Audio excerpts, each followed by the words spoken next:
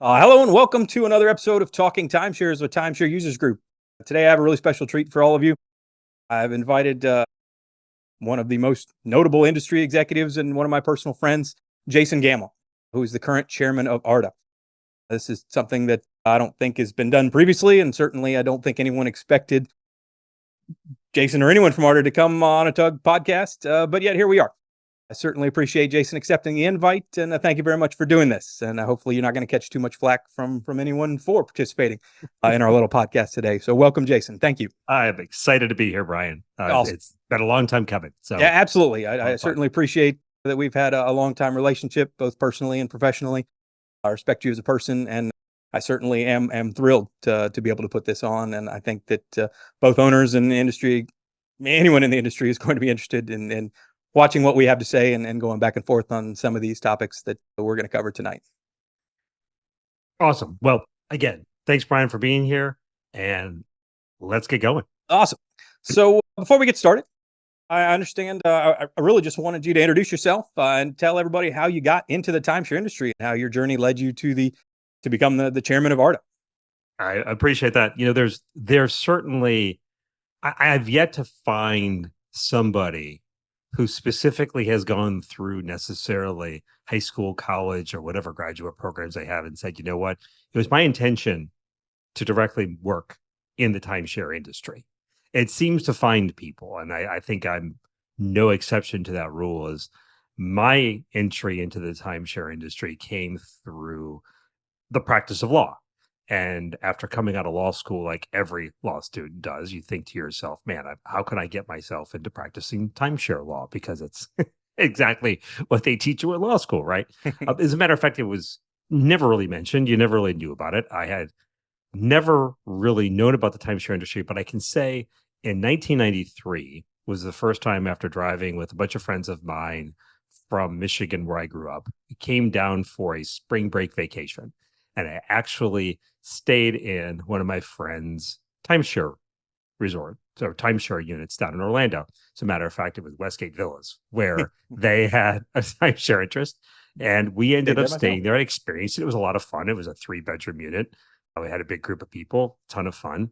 And when I got to out of law school, and I was fortunate enough to get a job in a very prominent law firm in Orlando, one that just happened to be the preeminent timeshare legal firm in the US. They were doing the most timeshare legal work for developers, for all types of sales and marketing companies and lenders, you name it, representing so many people in the entire space.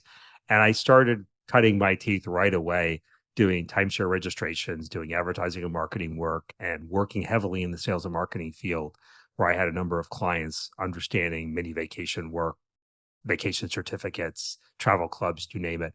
It was East Coast, West Coast. I practiced for 4 years in Los Angeles, came back to Orlando in 2004 to work for ARDA the first time, coordinating all the state legislative and lobbying activities for us for about 9 years, and then making my way to work for a large developer, Wyndham Destinations at the time, or then it was Wyndham Vacation Ownership back in 2013 that lasted until 19, then became the president and CEO of the trade association in 19. So it's been 5 years in the helm here. Wonderful. Yeah, that's funny you mentioned that story. You hit it right on the head. I don't think anyone ever decides or dreams about going into timesharing. The industry side in college, you mentioned that in 1993. I graduated high school in 1993 and had no idea that was the year Tug was founded. I had no idea what my father did, to be perfectly honest. I knew he did computer stuff in the back, but for those of you who remember the 90s, I mean, it wasn't anything like it was today.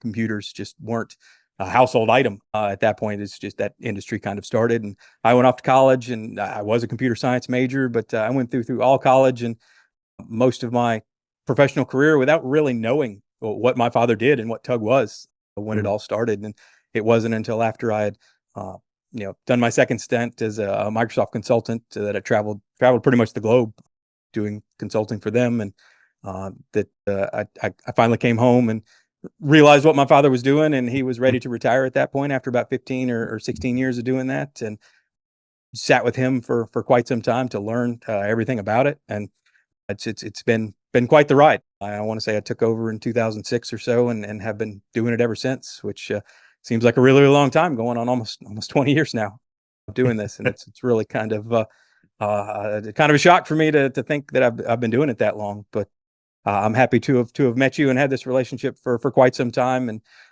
I'm thrilled that we are able to do this. I'm pretty positive that this is going to be something incredibly unique to. I know you had mentioned. I know you got the email list that I sent you. I posted something on Tug, maybe a few last month or so ago, where I asked everybody on Tug, all the Tug owners, is if you could sit down with a high level executive in the timeshare industry, what would you ask him? And if he were forced to answer those questions, and we did get a lot of, well, what I want to ask him, he won't answer, and so on and so forth. And I had made my own list of a dozen or so questions, and many of those were repeated by the Tug members, but they came up with some really, really good questions as far as I was concerned, and I forwarded those on to you, and we've picked a couple of them to cover tonight. We don't hope to cover them all, obviously, since that would we'd be here forever. But I'm truly interested in giving the industry two perspectives. Me sitting on one side, representing owners and the timeshare community in that, and you on the other side is essentially representing the industry itself.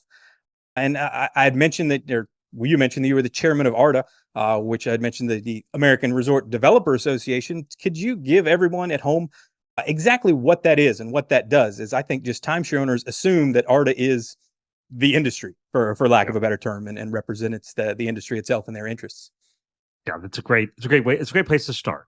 If you look at the trade association, ARDA, founded in 1969, the organization was. So it goes back a number of years. At the time when it was founded, it was the American Land Development Association, ALDA was the name of the association. It was formed before HUD had put out any regulations regarding the sales of lots, just unimproved lots. Back in the old days where swampland was being sold in Florida to a bunch of people in the north, and there was no regulations, that's when the trade association was formed. Its founders, Bill Ingersoll was one of them, who served as our general counsel until just about 2020. He had been around since 1969. And their vision was for that, first and foremost, for us to be in that space of residential lots. But when HUD finally put in its housing regulations, its lot sale regulations, the trade association turned then to campgrounds and other recreational activities. It became ARRDA, the American Resort and Recreational Development Association. It almost sounds like the Pirate Association. Quite you frankly, guys love your ARDA. acronyms. I will give you that. Yeah. And that kind of carried on to the 70s and 80s. And then in the 70s, when timeshare started coming to be, timeshare developers found a home in the association. It started out as a committee. It grew larger and larger. Campgrounds at one point in time were under regulation or represented by ARDA. And then once the campground world moved out, they dropped one of the R's and it just became the American Resort Development Association. And that's a little bit more of what you see today, representing the voices of timeshare, vacation ownership, fractional. We've got travel club members. We've got a number of people in there who develop all types of real estate products and all of those who support ARDA. So it has very much become the marketplace for the industry and the place where, again, developers, lawyers, architects, engineers, people go discuss ideas. And not only that, but back in, I think if I were to say what ARDA does, that's evolution. ARDA essentially is that voice of the timeshare industry. It's the voice, it's the face of, it is the place where we have all of our regulatory and legal world and lobbying work is done between ARDA and ARDA-ROC. Those voices that we represent in the ARDA side, it's the developer side and the ROC side. Well, we'll say owner, it's truly about, I'll say, the timeshare platform. When you take a look at the work we do, and a question that we'll get into as well during our conversation, we'll put it out there as a little bit of a teaser. What is ROC's mission different than ARDA's mission? How does that work together? And how are we able to represent those voices all under the same or similar roof, and the different people that may have input into the issues that we deal with that are considered to be ultimately owner or timeshare platform issues. So we look at a trade association. Not many people know, Brian, what a trade association is. Mm-hmm. You have to almost give them an example. because it's kind of like, what kind of entity is this? You're a 501c6.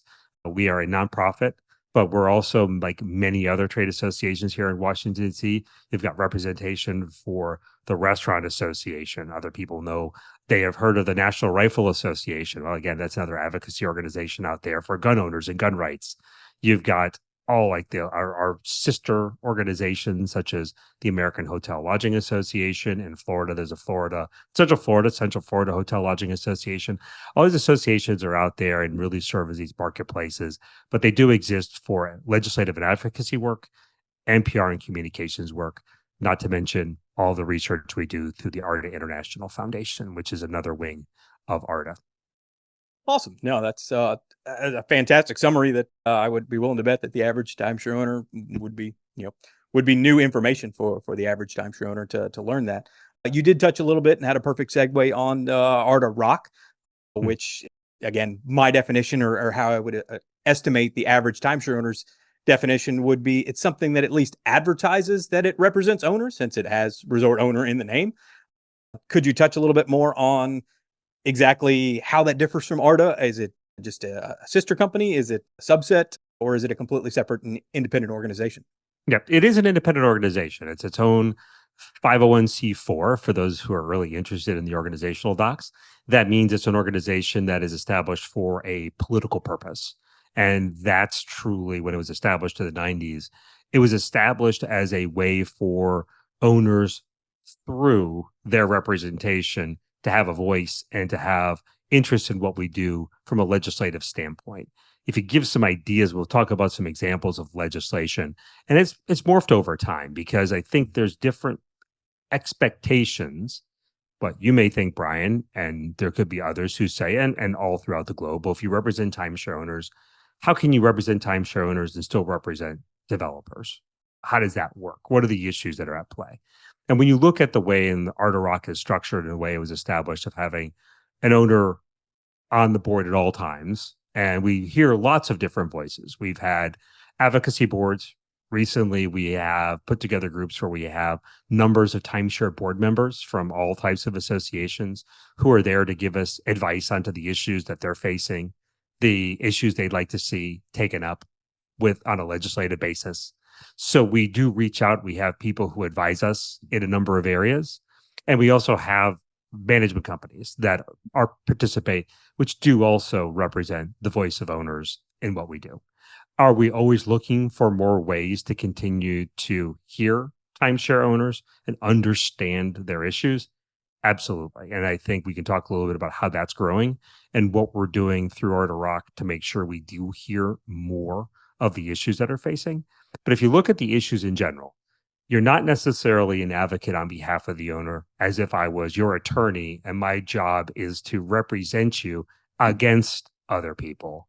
This is more in the world of things that we're doing that affect your interest as a timeshare owner, that would affect the way your timeshare operates today. And how do you operate it? Great examples to what we're dealing with in Florida right now with all the condominium regulations. Those are having a major impact on the way that associations run and the way that owners can use their timeshare. I mean, it's having a bottom line impact on maintenance fees, right? It's pocketbook issues. So we're always looking to try to fight against people who are raising taxes on property taxes or trying to put in exchange fees, which are ultimately paid for by timeshare owners. If you look at those pocketbook issues, those things we're dealing with, and we've worked in the past on resale issues, the Resale Accountability Act, when Pam Bondi was Attorney General in the state of Florida, was something that we work closely to try to work on consumer protection issues that affect timeshare owners. We've got a lot recently that we'll chat a little bit about, as you've heard a lot of warnings as of late about timeshare scams that are taking place, whether they're in the country or coming from outside the country. The same story's been told. You and I have discussed this over many years, that these issues are not new to what we understand to be the issues the industry faces. How do we work to protect owners? How do we work to protect the timeshare platform? I'm doing something on July 5th, as a matter of fact, outside of the US to help make sure we protect timeshare owners in Canada, as a matter of fact, working closely with the folks at the Canadian Resort and Travel Association. So there's a lot of things that we do to represent the voices of, but that's kind of the overall concept. Thanks. Again, that's a fantastic explanation that I feel the average owner would be enlightened to hear about. I personally, as you're well aware, have been Mhm. vocally, what's the term I'm looking for? Vocally displeased with ARDA-ROC in the past. Not so much for obviously the efforts that you have mentioned, which clearly tangentially impact owners' pocketbooks, as you mentioned. My explanation has always been how you explain what the issues that ARDA-ROC goes after. They also benefit developer side as well. So obviously lower taxes and the association stuff is benefiting the developer side, but also, saving money on higher fees and such tax wise and things like that help the owner. But my biggest complaint over the years has Mhm. always been, as you just touched on, the scams that exist. There are resale options for owners, exit options for owners. None of these are new. None of these have been, uh, popped up in the past few years. They've clearly have gotten worse. But I remember when I first started running Tug, so many years ago, and my father taking me to ARDA, the actual convention and such, and as I was getting my feet wet in the industry, and these same having these same conversations back then, I believe at the time, and I haven't been since my one or two trips there in the past. They used to have a resale forum at the ARDA convention, and I don't know if that's something you still have or not. But again, with your predecessor there, I would sit back and just roll my eyes, for lack of a better term, as it just seemed like people got up there to reiterate what everyone knew the issues to be, but no real solution or meaningful solution on how to address it or combat it. And even worse, we would see, at least back at that time, many of the members of ARDA at the time were complicit in some of the major schemes that were the exact problem that owners were facing, in which they're either intentionally misled or worst case outright lied to about their ability to sell their timeshare, and charged a very large fee for that poor advice and little to no service in there. So, you know, and again, I realize that, coming from a consumer side, and it's not as Mhm. black and white as I'm making it out to be, but as a timeshare owner and as someone who deals with timeshare owners on a daily basis, that's my biggest beef with an organization that claims to represent owners' interests. And I don't want to use the term that you've ignored that for decades, which that would be disingenuous, but that has largely gone unaddressed, or certainly no significant strides have been taken. Actually, I don't even want to say that, because that's unfair. The problem hasn't gone away or even slowed down. Is that a fair answer or a fair explanation to what's going on? I firmly believe at this day and age, if I'm an owner at a resort, regardless of what it is, and I want to sell my timeshare or get rid of it, I am far more likely to get scammed, or at least get approached by a scam. I'm pretty much guaranteed to be approached by either a resale or an exit scammer. And the chances of me getting help from the resort are probably equally poor. And so I see that on the decline, as far as a consumer advocacy organization that Tug is, and thus you know I realize that what you guys focus on in terms of lobbying and such like that with ARDA and ARDA-ROC clearly don't focus on that, or maybe they do and we just don't hear about it. But it's hard to believe that a problem that's existed for decades is getting worse. And again, this is from the consumer side. So I don't know if that's something you can address, or give the industry side on that, to tell the average owner is, why does the industry not do more in helping me not get ripped off when it's time to end my ownership. Yeah, it's a complex issue, Brian. I first of all, I appreciate the frustrations and appreciate you always being open and honest with your feelings on this issue. When you look at the issue overall, I think it's important to take a look globally at exactly the way the product has not only evolved over the last 20 years, the way the industry has evolved over the last 20 years is important. It's also important to take a look at, and probably for me to talk a little about the things that do take place, because there is a mountain of work that goes on behind the scenes that perhaps we do talk about sometimes we don't, because it's in our day-to-day operations as to what we do and how we do it. When you look at the things and the issues you're talking about, let's kind of go with that base premise that what can somebody do to protect themselves, if, or better yet, One, how do they go about if they want to sell their timeshare or they no longer want to be an owner? Overall, we'll call it timeshare exit. Two, how do they do that in a safe and secure way? And how do they do it third in a successful way? So if you look at that and you take a look at our consumer protection work that we do both under the ARDA and ARDA-ROC hat, because I will tell you, we take this very seriously. The industry has been fairly aggressive in regulating itself over the years in the sense of the regulations that you look at the laws that exist today. You go read Chapter 721, Part 1 and Part 2, and look at the type of regulation that's in place, the disclosures that place, the things that happen on the front end of the sale. And there's hard pressed to find an industry that has as much disclosure for what might be a $15,000 or $20,000 product. You could buy a $50,000 car and your paperwork is like this.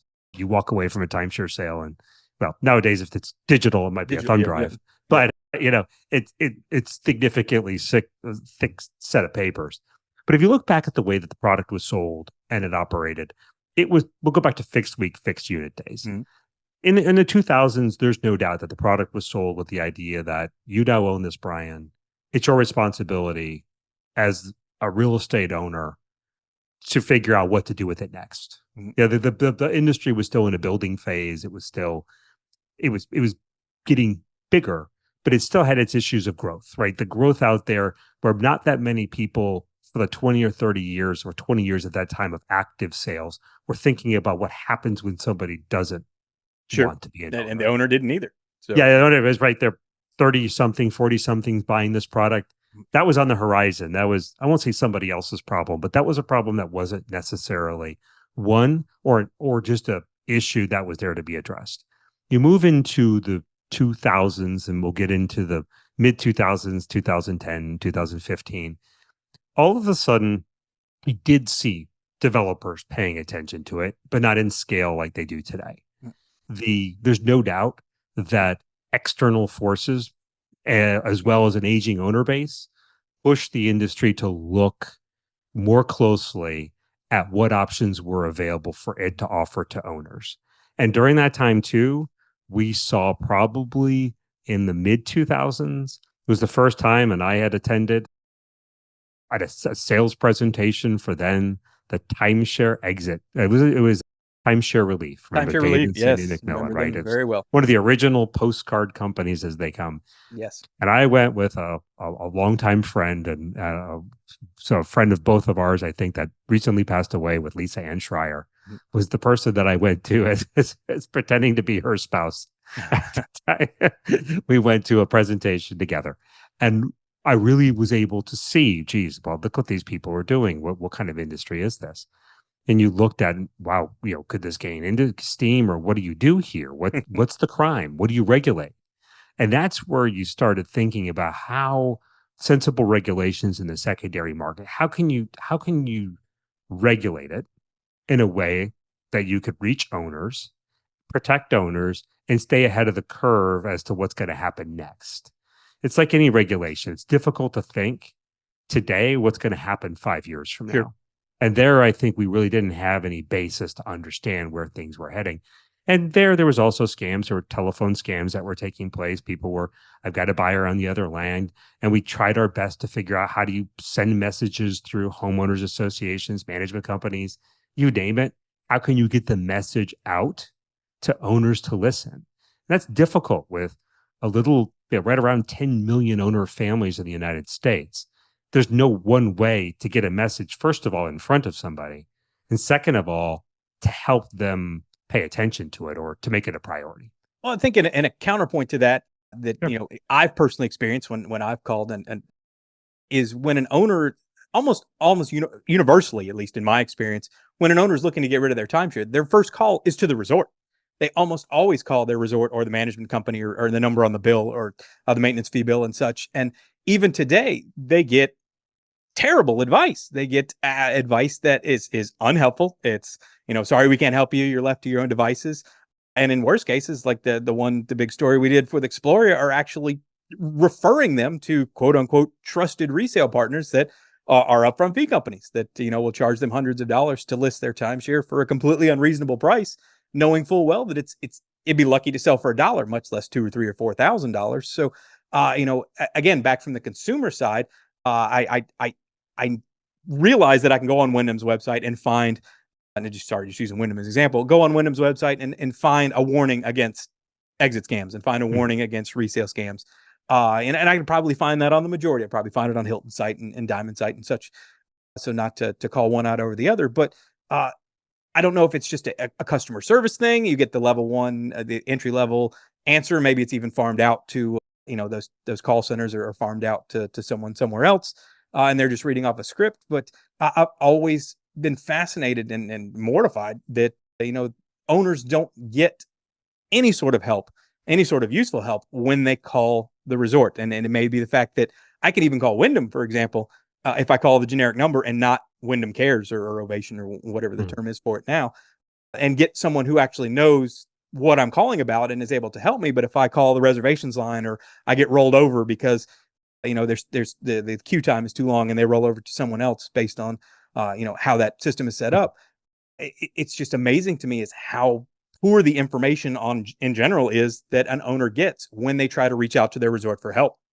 Well, I can say that, again, if you go back and take a look, I think the resources that exist today are significantly better than the resources that existed No 5 doubt, years ago. no question. Right. So I think, and I can't speak to every developer, nor can I speak to every situation, because I have seen developers that are small, that single site, non-active sales, but have a nice resale program, a nice program where current owners take back inventory, where they can rent it, where they have an ecosystem in which it can be recycled. Sure. And those owners and those folks actually exist on our responsible exit website, that small resort, these resorts that we continue to look for. There are places that do, and there's others that continue to work on what type of product they can offer to owners and be upfront and open about it. And that becomes a challenge for some, because there is opportunities, when it comes to taking inventory back for people who have existing inventory or their sales pace versus not. I never advocate, Brian, and I never would be over here saying that I think it's a good thing that people get misinformation or don't get help. And we always encourage and want our members to train as far as they can down the chain from the people who an owner may come in contact with. Because again, not every person who's within the entire resort system is going to be trained. You can't talk to the pool attendant and figure they're going to know exactly what's going on with the resale opportunities at the resort, right? Or where exactly to go if this takes place, with just the fact of the matter. But if you look at the resources that are available today and the activity that takes place today, not only in take back programs, but those developers who actually do have options which didn't have 10 years ago, there's a lot more going on today. And I don't think that we've gotten close to saying, mission accomplished. Everyone's got programs that work flawlessly and without exception. But when you look at the obligations that these developers have from a legal standpoint, from an accounting standpoint, from an audit standpoint, there are things that owners probably don't fully appreciate that are the reasons why a developer can't just say at the table, when you're done with this timeshare, we can take it back from you, right? And where there are limited options that may be available, but the vast majority of members that are part of our ecosystem, again, I'm not speaking for every one of them, will either have hardship programs, have programs where they can work with people who are looking to get out, or like Wyndham, as you mentioned, or others have programs where you can get your inventory back. And of course, there's always some complications with it. There's this with the timeshare industry, Brian. I think every answer starts with "it depends." It depends. And yes, and it's frustrating. I get it. It's not the lawyer in me who's saying that. It's just truly there are facts and circumstances I can come up with on both sides of an argument that exist everywhere in our industry, because there are just so many examples of different things happening in the industry. It is, again, and I will credit your world, Brian, the conversations we've had, the conversations I've had with a number of individuals outside of the ARDA orbit, that continues for us to find ways that we continue to work with our members to highlight the things they do for their owners, both while they are owners. Let's face it, the world of Exit to me is an ecosystem that starts the time that somebody buys, for them understanding what their world is and making sure they're asking the right questions. How does this happen? We're on the website. Do I see your resources? Mhm. What happens if the day that I no longer can use this product? What are my options? I think it's important for the consumer to be vocal about that, because that's where those issues start, is education and knowing that information, and also developers making it available during that time, so that way people understand what their options are if their timeshare no longer meets their vacation needs.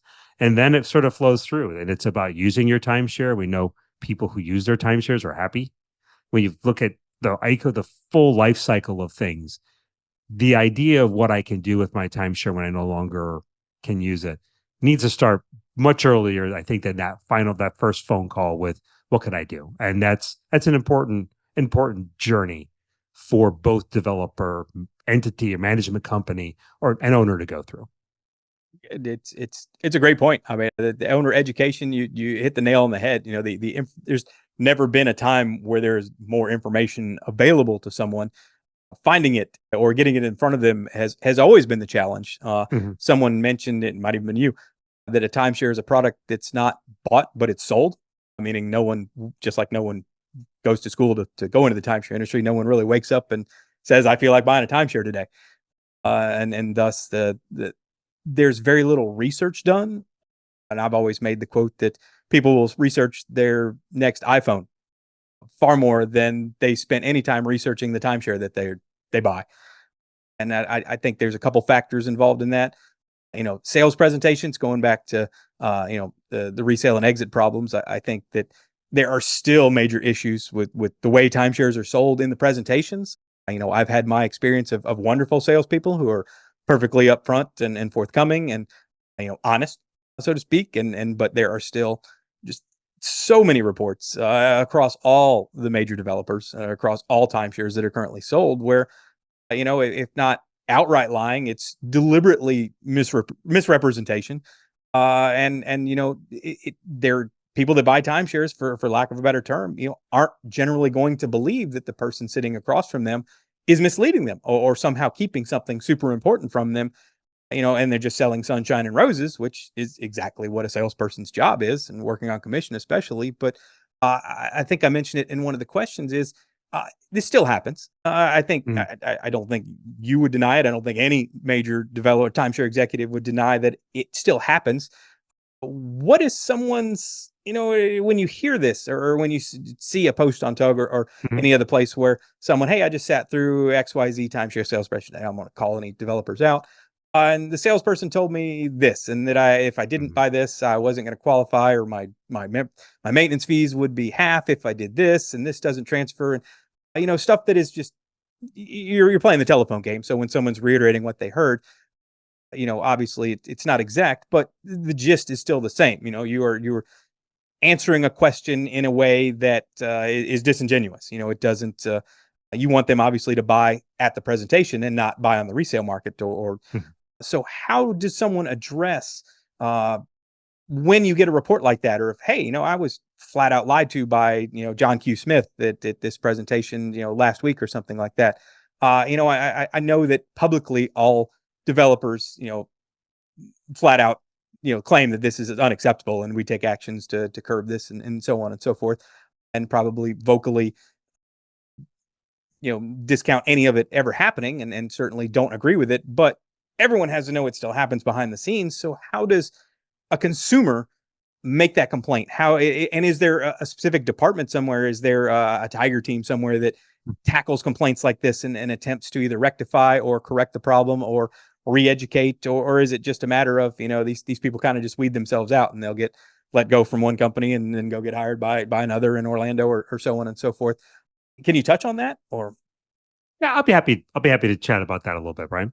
When you look at it, first of all, as you pointed out, timeshare sales, I would say almost 100% of the time involve some form, especially with the developer, right? In whether it's over the phone, via Zoom, in person, whatever the case may be, as a person to person sales environment.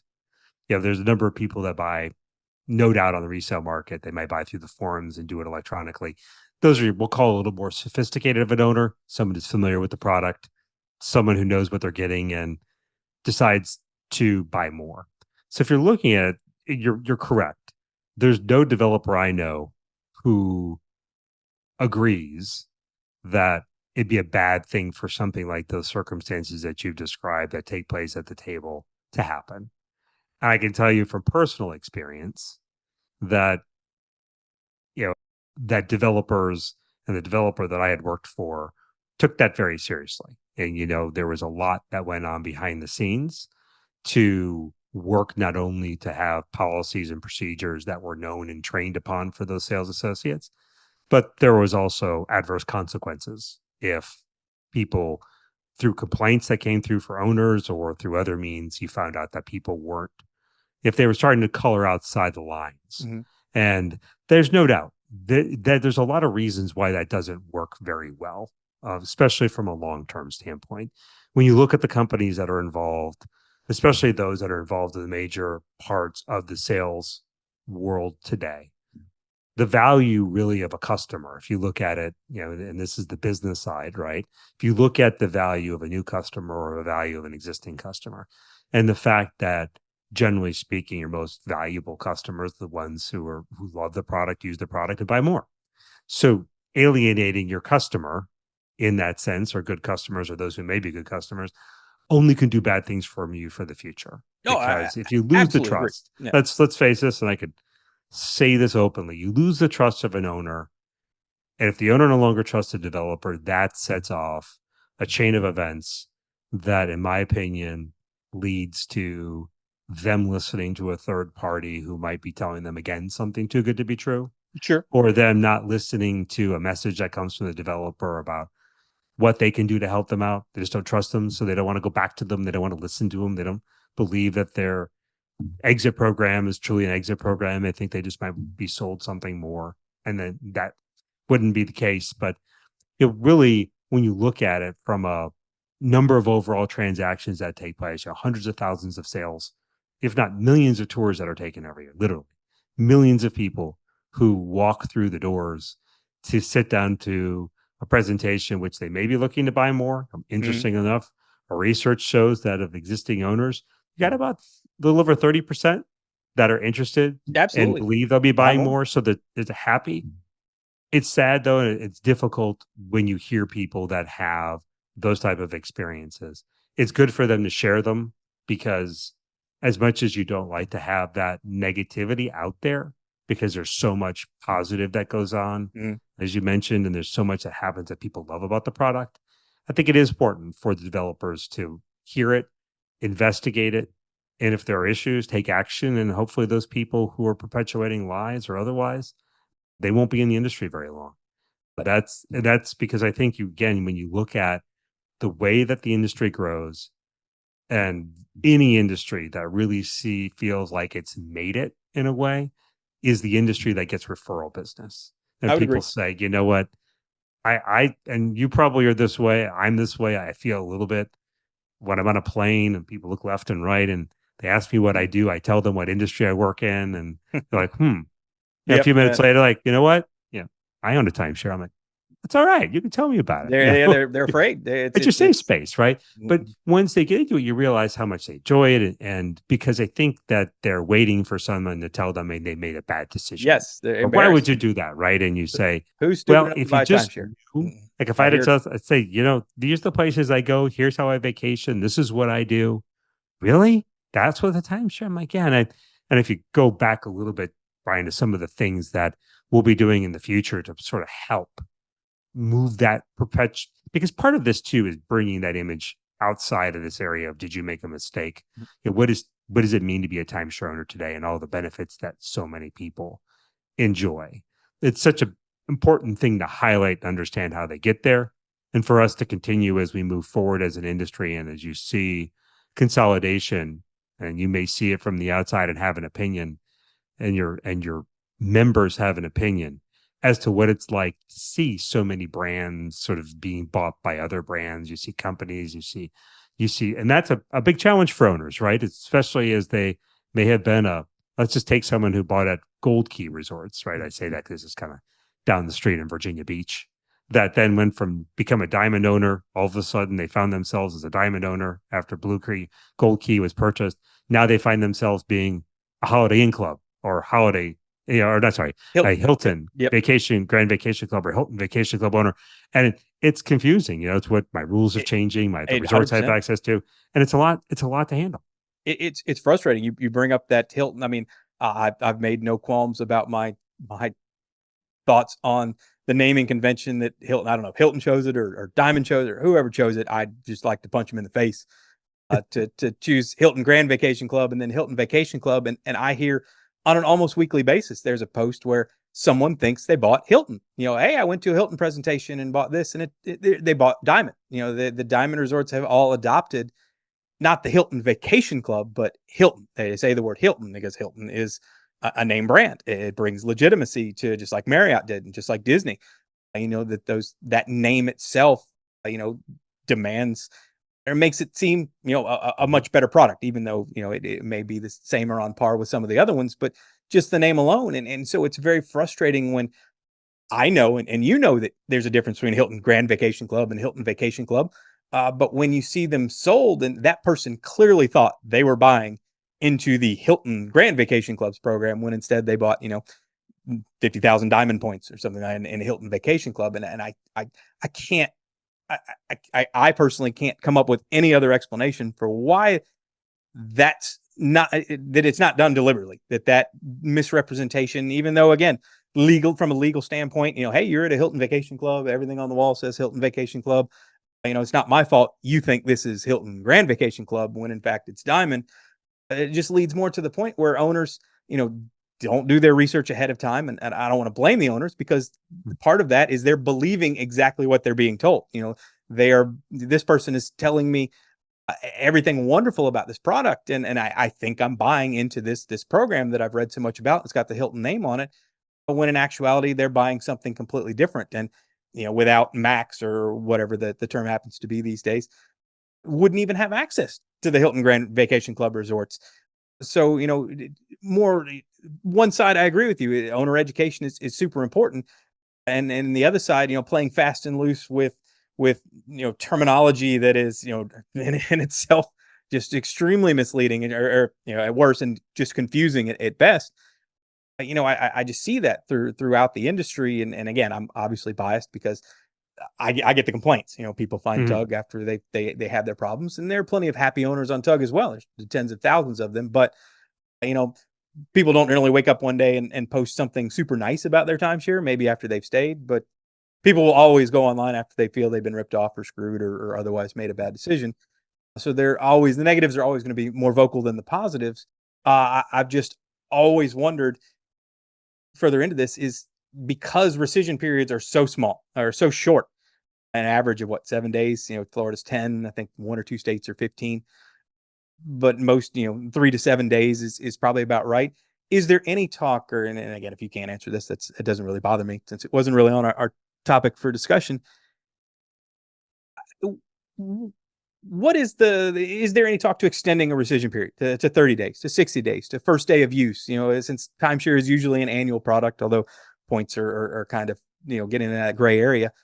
I've always felt, again, from a consumer side, and I know it's not Mhm. realistic, but if I bought something and I've never used it the entire time, and now it's not uncommon for the owner's first encounter with actually using the product to be when they book their first vacation that following year, after they've left their sales presentation and bought. And at that point, it's when they discover, wow, I really should have looked into this beforehand, or hey, what that guy told me in the sales presentation, this isn't really working out. I can't reserve anything anywhere, anytime, because there's probably not an instruction manual provided with them, and so they're just kind of hunting and pecking their way through it, expecting that I can make a reservation without a problem. I can just type it in. I want to go to Hawaii. Show me Hawaii. And so, is there anything in the pipeline? Has ever been a discussion on extending rescission periods? Is that even a possibility, or is this just something the industry is just kind of, this is the way it's always been done, and we're not really interested in changing that in any way, shape, or form? I think there's always a viewpoint of trying to make sure the industry is doing the right thing overall by the consumer as far as consumer education is concerned and understanding how you deliver information to someone. And a lot of times it's there's also a number of initiatives that I think are important to get a consumer, for instance, to make a reservation before they even leave Mhm. that, the day of, or are prepared to see what making a reservation is like, to see how it operates day one. I Mhm. think those developers who do that type of thing are a bit ahead of the curve Okay. because you actually get to see what your ownership gets you. You get to Sure. understand that here's the opportunities I have to make reservations. Because we do hear stories, someone buys X number of points, and it turns out that the points weren't enough to make the reservation they thought they could make. Or, Very common. Yes. it's, gosh, I wanted to make it then, but I really want to go on Christmas. Well, in that window, it's a different window than the window you bought, places Mhm. where you can go.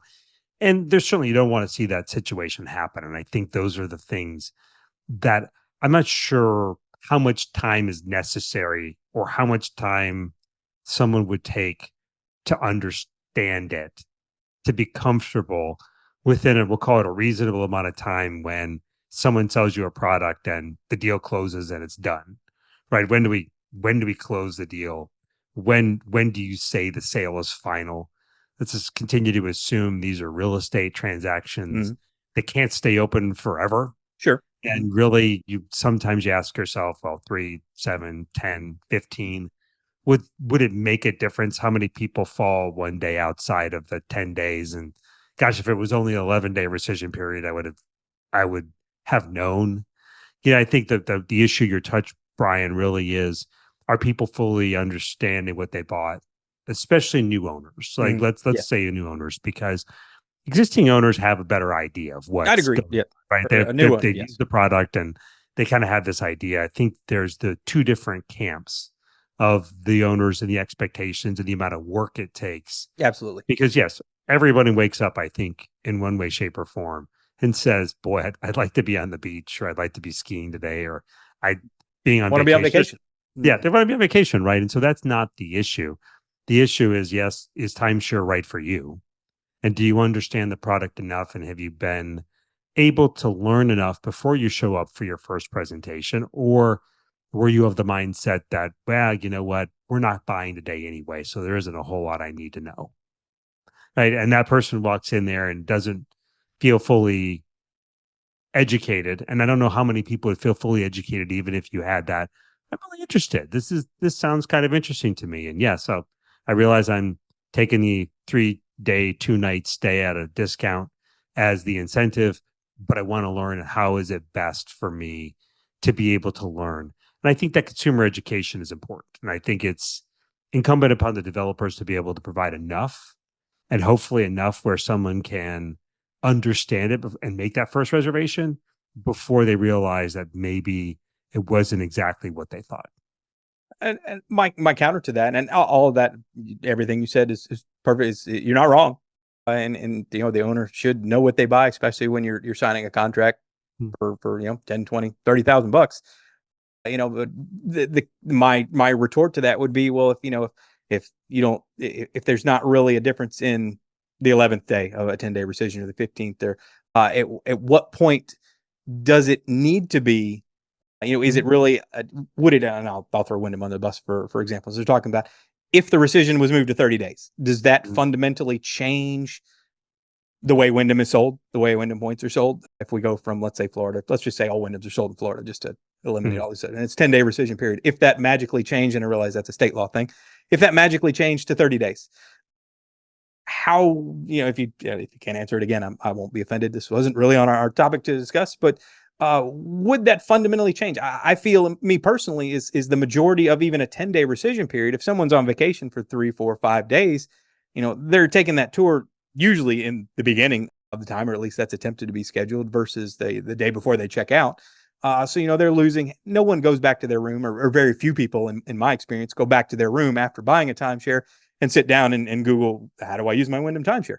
And then learn all the stuff about it, or even read the paperwork. It goes on the counter in the bag next to your keys, and I'm off to the pool, to finish my vacation. So how would the industry fundamentally change if the rescission period, let's just say, went to 30 days versus 10? Yeah, it's difficult to say. I can tell you that the closest thing to it, because it's not exact, would be what takes place in Europe, because the European Union a number of years ago put in a 30-day rescission period for the sale of timeshare. Okay. It also prohibited any developer from being able to take a deposit during that time too. So essentially, if somebody makes a decision to buy a timeshare, they sign some paperwork, but they put no money down, and they have a 30-day rescission period on top of it. It's slowed growth tremendously. Oh, wow. Okay. It has had an overall effect on the growth of the industry. Was it because more people canceled, or people just Well, I think it's just it's first of all, having any type of product. If you look today, and if you take where timeshare sits amongst all other consumer real estate or other goods, you buy a car, you get a 3-day rescission period. Sure. Perhaps the development car might give you a week where you can drive it before you've got to bring it back. If you look at a house, you've got an inspection period before your house goes, before the deal goes uncancelable, or at least with a fee. So there's some rescission time in there about buying a home. It's usually a few day rescission period, right? But if you get an actual rescission period versus the inspection period, you look at boats, you look at all the things that we buy, generally speaking, and there isn't a need to get a need for 30 days worth of time for me to be able to get out. Now, I do find if there's somebody who's bought something and a year goes by, they've never used it, they've never done anything. Situations where developers need to look at everything and say, well, did somebody, did they really not understand? Is this product really not for them? Is there something, if they're first time buyers, if they're current owners, there's always was that sale the best opportunity or the best decision for them? And do people look at each and every situation and evaluate? They'll look at a number of them. I'm very aware of that, to see if there was an issue, because of course, keeping an owner happy, it kind of comes in a lot of different forms, how that happens. And that's something that if somebody is, you always go into the world, if somebody is misled, you never want to see that happen. Those sales are not situations that's good for the owner. It's not good for the developer, ultimately, not good for the industry, not good for the image, whenever you see something bad happen or someone's misrepresented. But I think if you look at it as far as businesses are concerned, so if you look at consumers and businesses, how much time does a consumer, what's that sweet spot? What's the amount of time it really takes for someone to fully understand and make the decision, and for a business to have some certainty that the sale that's been made is done, and you can actually close a transaction and put it on the books and say that timeshare interest is sold. And that point, we've had rescission laws in place for 50 years now. Various ones starting in 1980, when the first timeshare laws went into place. They've had rescission periods in there. There are variants. You're absolutely right. I think those, they're, to me, I haven't seen where the perfect area. The Florida model works in Florida, 10 calendar days. It's essentially 2 weeks, depending on when you buy your timeshare. You have to understand it and see if you've made the right decision. And I think for consumers, we haven't seen a need to push one way or the other. But quite honestly, I think those things are always going to be in flux as to what's going to be the right situation for a consumer.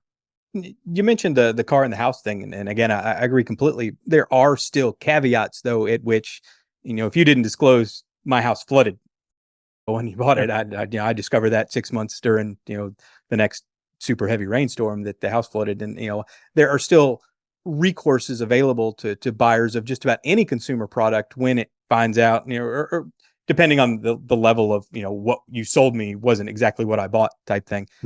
Is there a situation, and again, you can't answer this for every developer out there, but is there a situation where if that genuinely happened, meaning I'm 75 years old and I bought 124,000 points and didn't use it for the year, didn't understand it, and I expressed contacted the resort. And I mean, is that something that is genuinely looked upon by someone, or is that just going to be, sorry, lady, you should have, you owned it for a year, you should have done your research, uh, here, hope you enjoy your timeshare type thing.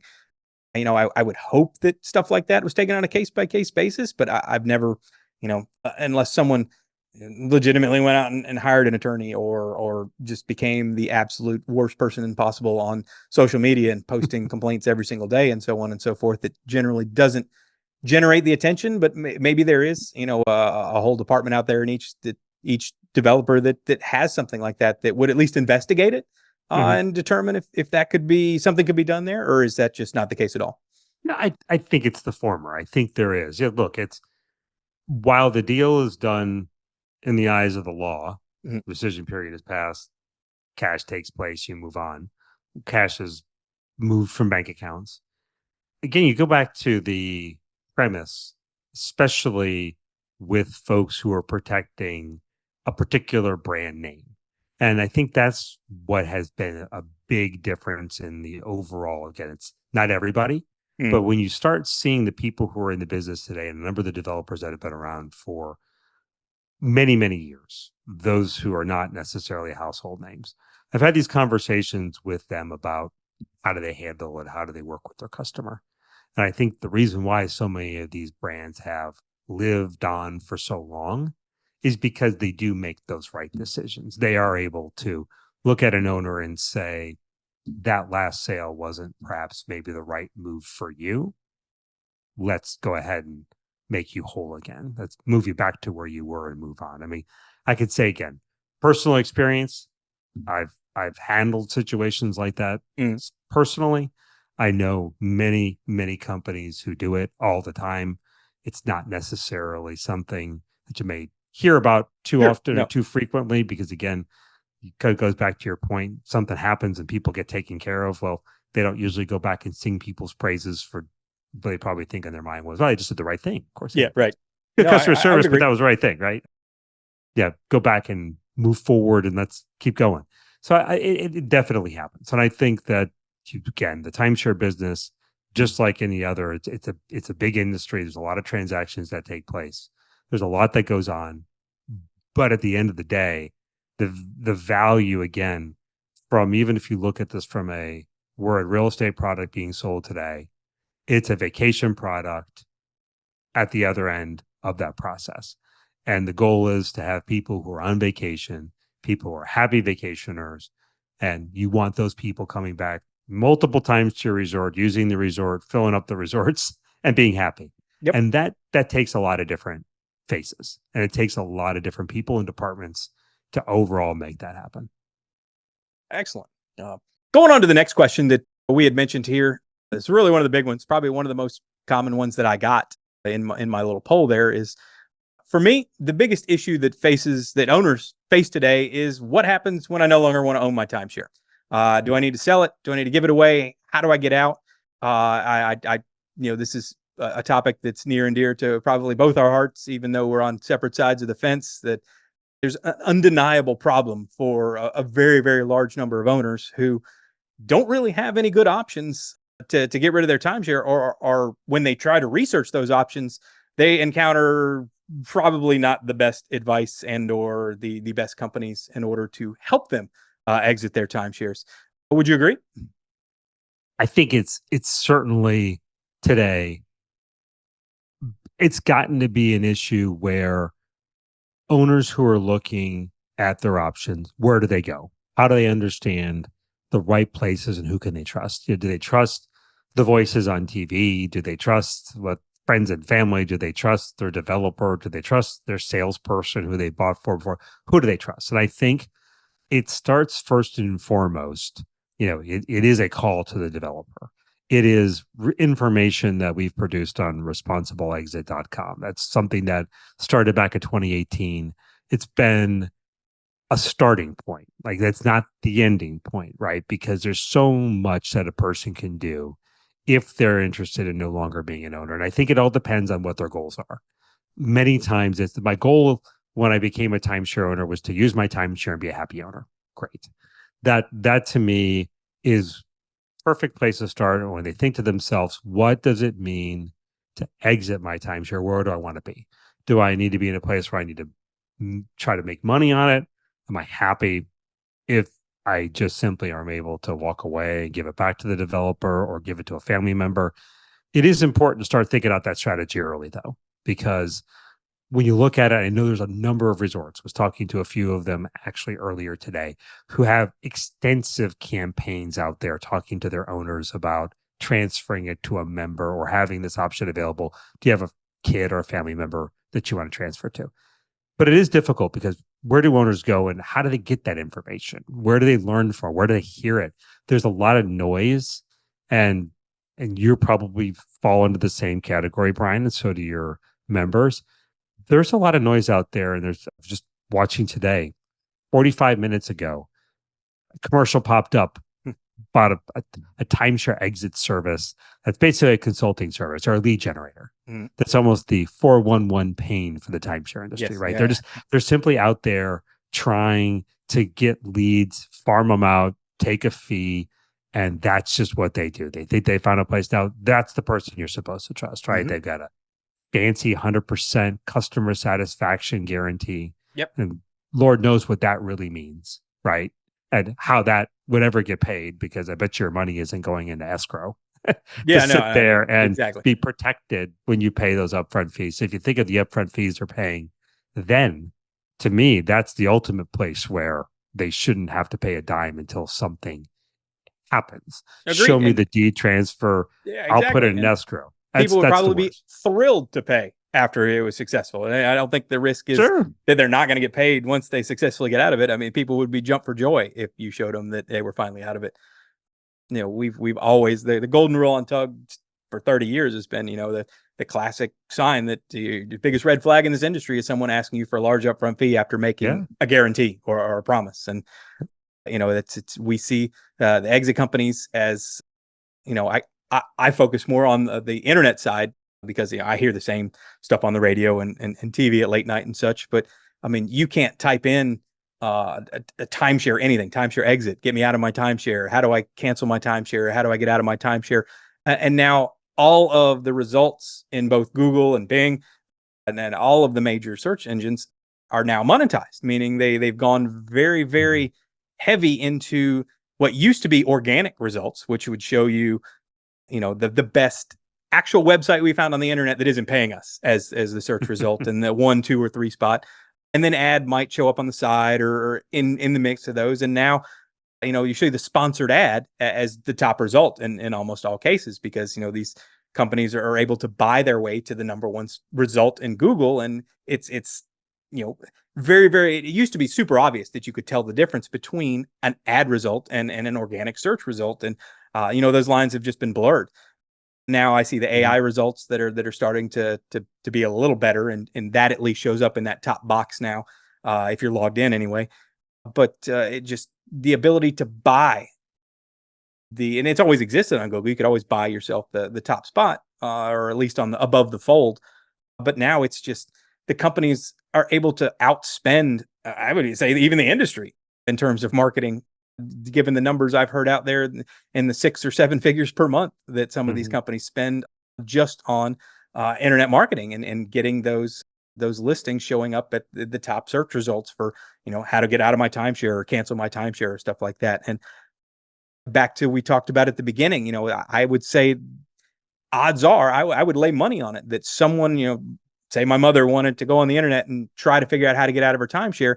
She is going to click on a scam. She is going to click on a company that doesn't have her best interest at heart, that's going to charge her an upfront fee. They just absolutely dominate all of the marketing on the internet right now in that space. And, and the pitch is, it sounds amazing. I would fall for it if I didn't know any better. It tells me everything I want to hear. I can guarantee I can exit your timeshare. A 100% success rate. I've canceled 50 million worth of timeshares, whatever the thing, everything an owner wants to hear. Man, this is exactly what I want. I've not been able to do this, and this company's guaranteeing success. And then when the owner finds out what really happened, maybe they're happy because their timeshare was canceled because they stopped paying for it, or maybe they're just still stuck in, 18 months, 24 months or whatever later, and nothing's really happened. other than they've gotten a bunch of collections notices and or default payments. It's really an ugly time for I would say the average owner of an average timeshare week, and a struggle to try to find a good solution to end their ownership. Yeah, it is. It's disappointing that that's sort of where we are as an industry, just because the good times and the positivity through ownership for so many people now gets a little bit soured by this message that's out there that makes it even difficult, as we mentioned before, but you get kind of called to question. Boy, you're a timeshare owner. What about all those ads? Is it really worth it? I mean, all I hear is you can't get out, and people ask me that question a lot. Well, geez, I mean, is there any way to get out of a timeshare? Like, well, Kids are going to be stuck with there's it a lot forever. more. Yeah, they're going to be burdened forever. Like, no, they're not. You're okay. There are legal ways and easy ways where your kids are not going to be burdened Yep. if they don't want to be a timeshare owner that you happen to have in your estate, and you not passing on to somebody else. So many of those things are threats, lies, scams, but it's difficult to get people to understand what's right and what's the right trusted source of information. And when you look at what these third parties, generally speaking, can do for a timeshare owner, if we talk about that for a second, it's nothing without the help of the developer. If the developer doesn't ultimately foreclose on an interest or take it back voluntarily, Right. there's no magic. We saw that problem with the Viking ship that took place back in the year 10, 15 years ago, with people transferring it to the assetless LLCs to try Yep. to that world is passed on for the most part. And what can you do? And so now, but that then falls back to the obligation being the industry. So if you take a look, in my opinion, at what needs to take place or what's going to take place over the next 5 years or so, is that you will have these resort systems that will continue to be able to evolve, that you will have the dominant industry players who are involved in sales and marketing be able to take back more inventory and talk about it, or at least have the option. It could be qualified. It could be X number in for X number sold. It could be a fee of some sorts, a year maintenance fee payment, for instance, to help out. This issue is one, though, that won't go away. It's one that we're dealing with right now. I made some mention to an issue across the border in Canada, where Ontario, and they put in some legislation in essentially requiring a developer or an association to take back inventory. Yep. After 25 years or so, I saw that. After 25 years. Yep. And the conversation with the folks in Ontario will center around the rules and regulations that I don't think a lot of people understand. If you've owned for 25 years and there's a association that's there governing, but has no sales and marketing capabilities, because that's long gone. What are they going to do? They just can't accept back a whole bunch of inventory, and things would be to stay good. solvent. Yeah.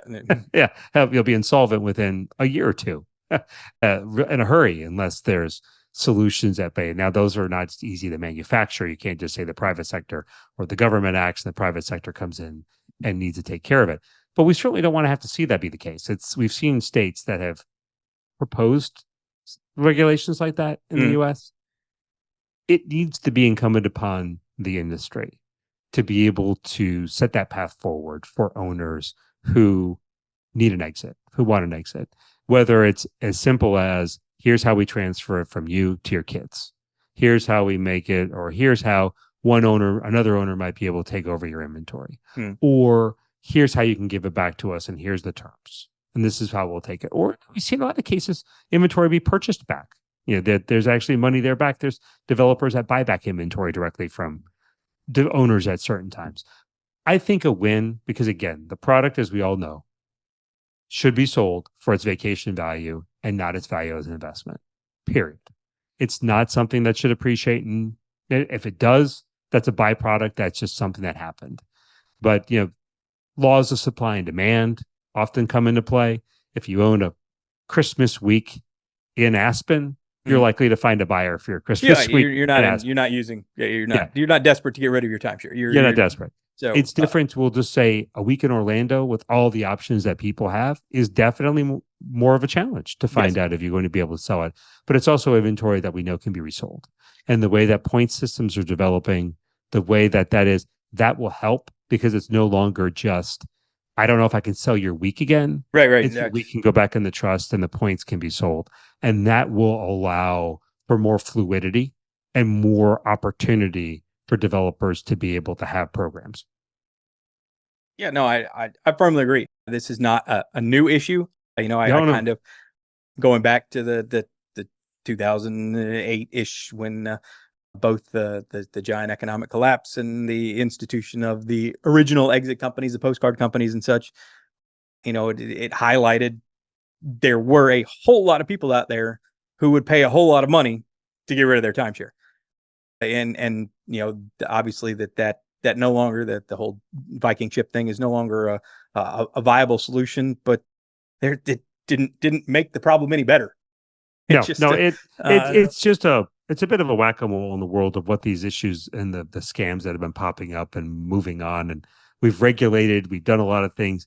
I can tell you this though, if people believe there's folks out there who are not doing what they say, the one thing that motivated the Attorney General in 2012 to really push the Timeshare Resale Accountability Act and to put some regulations and to put some boundaries. And that was good for owners in general too, because that was legitimate resale companies that were out there even doing just fee-based, success-based sales, found themselves making sure they had to have certain disclosures, that had provided consumers with certain information, their rescission period, whole 9 yards that were put into play to make sure people saw some things as better regulatory. They got more information.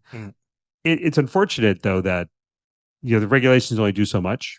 And they only affect Florida. So people just that only affects moved Florida, out. right? So what do you do with people who are calling from outside the country that are kind of moving in? based in So Delaware. much of it, and I know you preach this, Brian. It's the kind of basic stuff. Too good to be true. It is. If someone's offering you money, run away. Just no. If they're coming at you as a third party that say you can make money on the sale of your timeshare and they've got this guaranteed, no problem. And the most recent scams now, slow play that. Just sign a contract. Just list it with us. Later, we'll start talking about that money. Just to build the contact. Yes.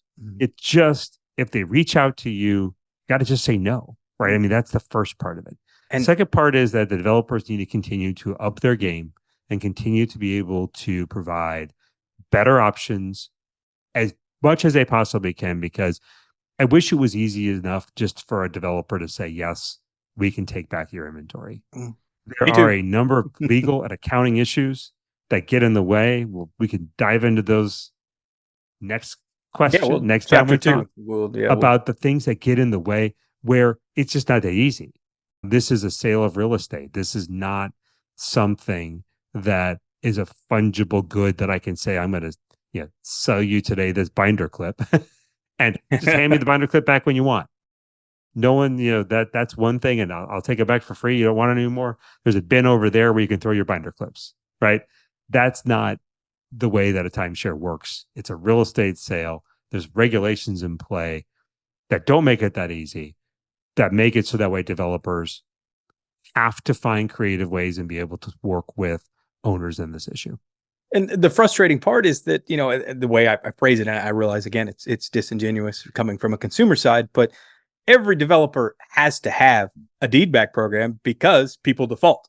I mean, you're either taking it back working with the owner, or you're taking it back by force, through foreclosure or reaching out or whatever the case may be in the statewise. So, when we hear at the consumer side, again, when we hear that, it's difficult and challenging, I don't doubt it whatsoever. It's easy for me to sit back and armchair quarterback and say Wyndham should take back anything, or well, they do. So let's say Diamond take back anything. And I'm not thinking of a scale of hundreds of thousands of owners and different, probably 10 different types of ownerships and so on and so forth.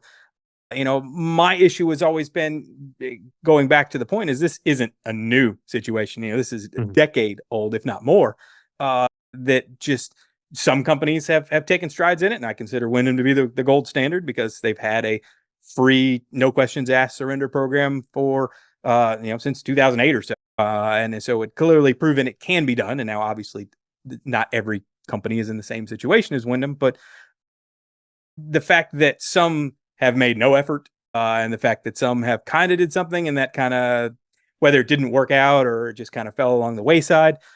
I look at Blue Green as an example of that, where it started off great and they would take back the $425 fee and you could give your points back. And now it's, either become super selective or they just flat out tell people to go to Pinnacle and try to sell their points, which the chances that are unless they own something truly unique or something nice is slim to none. And that, again, there's a commission based on that. But I personally, from the consumer side, see the effort, because you're absolutely right. Going back 10 years ago, there were no deedback, or 15 years ago, there were no deedback programs at all, certainly none advertised. And then most of the major players at least tried to implement something or claimed to implement something. I've just seen a regression in terms of what's being offered. I saw just the other day, it looked like Diamond put theirs on hold. And I'm guessing that maybe it's just they took back too many in the first 6 months, or they hit some sort of threshold that maybe you can speak to companies might actually have that. And it would make sense that obviously I'm going to implement a deed back program, but we can't take back more than 10,000 units. That number is probably just ridiculous. And once you hit that, we're done taking stuff back for the rest of the year. And maybe that was the case, but I would love, as a consumer, to say there is a program available, and it sounds like you guys are working towards that. It may not be it may not be a wonderful deal for you because it's going to be very expensive or multiples of maintenance fees, but it's better than, sorry, best of luck, leave you to your own devices to figure something out and hope you don't get scammed.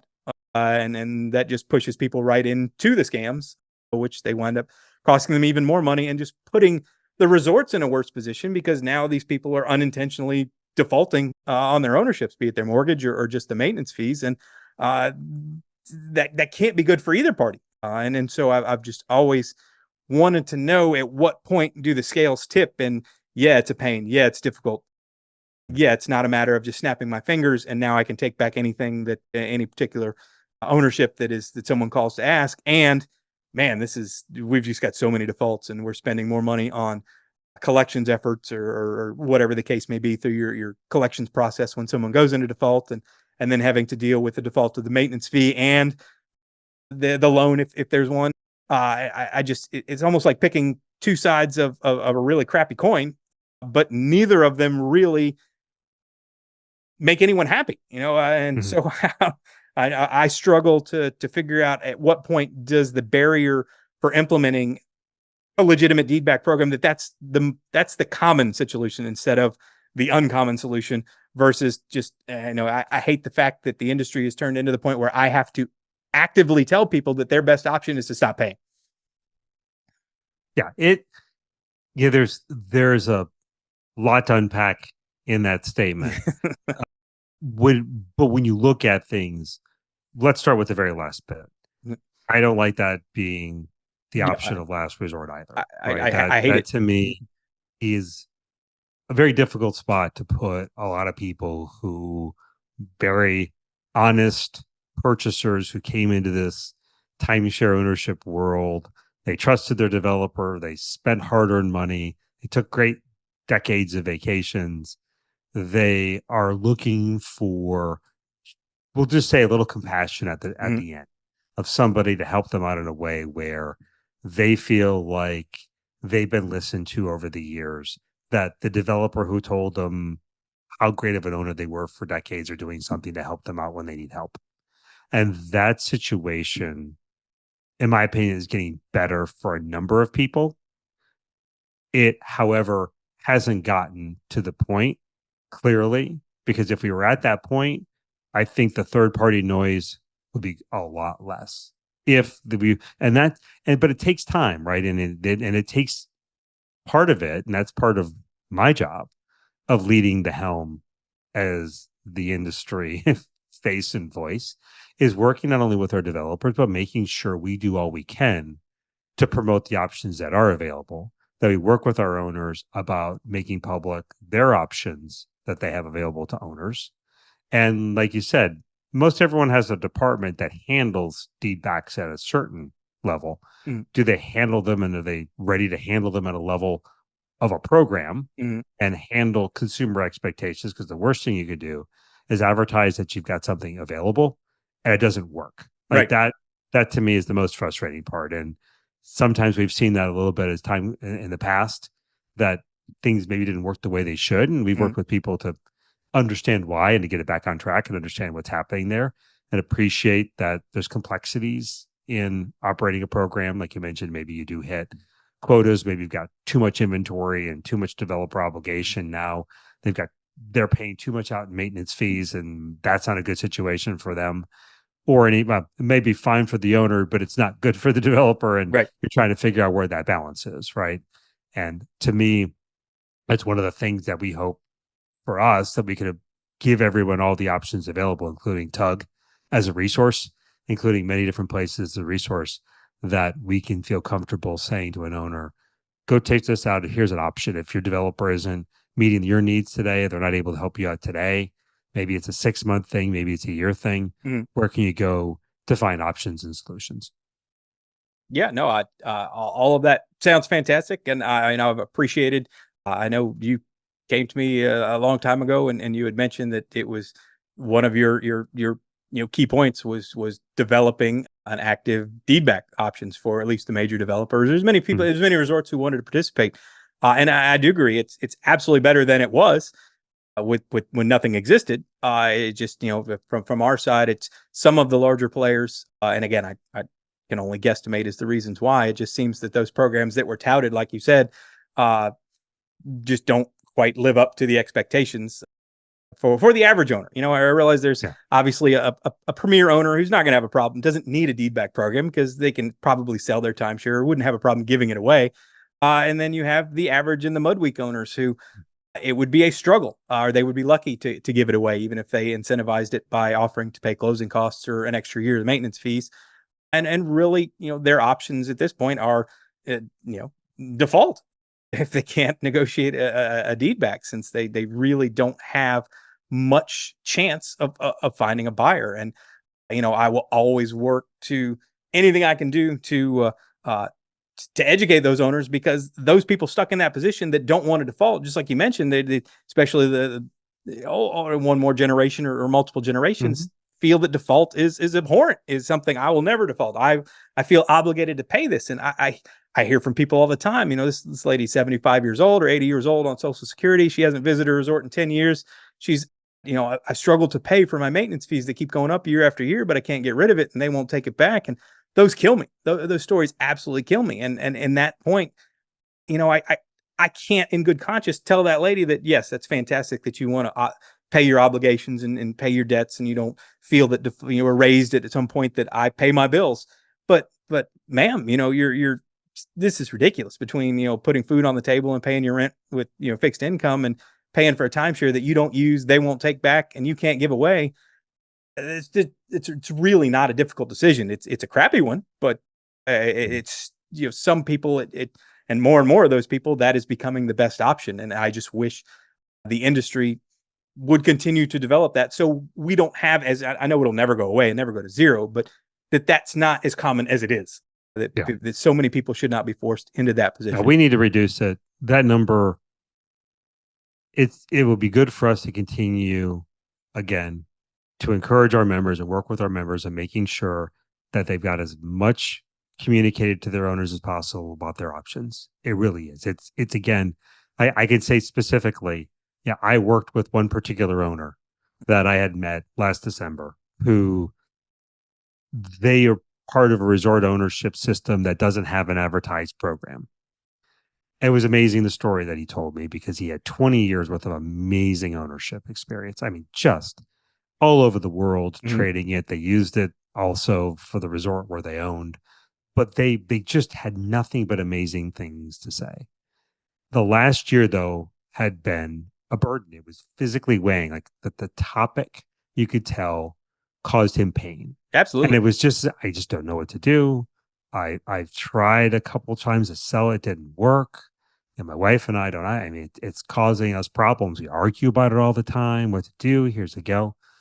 And, I went back and asked, just gave him to some folks that I knew that were able to help him. And they have a program. They just, again, it's maybe not as advertised, right? And they really take care of him. And it worked out well for him.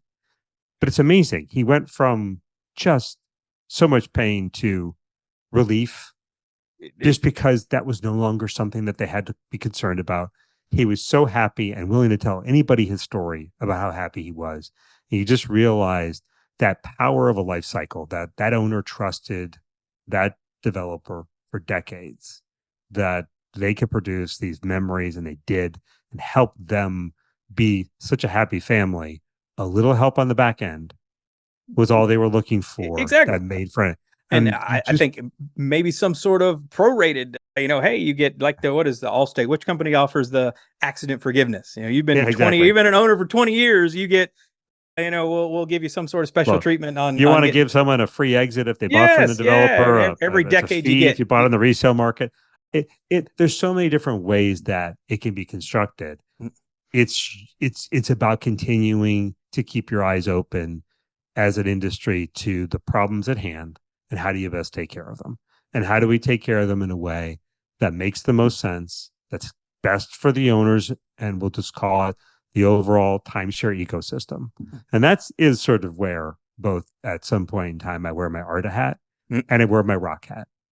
I had to say that much, where we, and you do it and you realize that you need to have a tent that has all the players involved to have the right voices. And Brian, I think our conversation, I'm going to end it on this for us, but I would like to formally extend an offer for the Timeshare Users Group for Tug to become an ARDA member. And Wow. I will extend that because I believe that your voice and the voice of the owners is essential. And I will find ways to continue to listen and make sure that we hear about what's going on in the owner community. We have ways now in which I look forward to promoting Tug and making sure that owners know that's a place for them to go to get information, for them to find a community of people, especially if they're looking for exit. And if they're looking for their options and looking for education, that's a community that we should be working with, and we should be interacting with.